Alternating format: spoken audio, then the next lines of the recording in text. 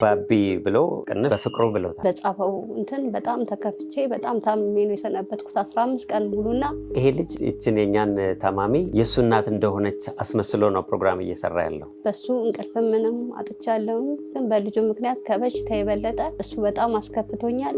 እናቴ ልትሞትብኝ ነው፣ ልሸኛት ነው የመሳሰሉ ጽሁፎችን ላዩ ላይ እያሳረፈ የእሷን ፎቶግራፍ የእሷን ቪዲዮዎች እየተጠቀመ እናቴን አድኑልኝ እያለ የራሱን የግል የኢትዮጵያ ንግድ ባንክ አካውንት ለጥፎ ነው እንግዲህ ድጋፎች እየጠየቀ ህዝቡንም እያጭበረበረ እንደሆነ የተረዳ ነው። 4 ሰዓት ሙሉ በጀርባ እየተኛው እየታከምኩ እሱ ሲለምንበት በጣም ተገፍቻለሁኝ። እንግዲህ ምን ያህል ገንዘብ ሰብስቦ እንደሆነ መገመት ባይቻልም ነገር ግን ይሄን እያደረገ አግኝታል። እሷን ለዘላቂ ወይ ደግሞ ምናልባትም ለ1 ዓመት ለ2 ዓመት ሳትቸገር በሳምንት 3 ዲያሊሲስ ልታደርግ የምትችልበትን ብር በስሟ ሰብስቧል ማለት ነው።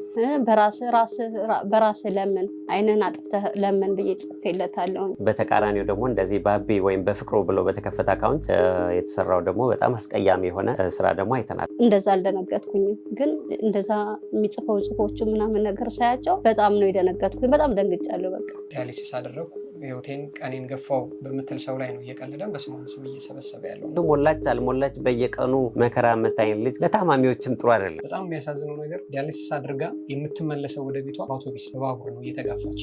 በጣም ነው የተናደድኩት። አሁን ድረስ ቅዱስ ገብርኤል የስራውን ይስጠው። ዛሬም ገብርኤል ነው የስራውን ይስጠው። ሌላ ምንም የምለው ነገር የለም።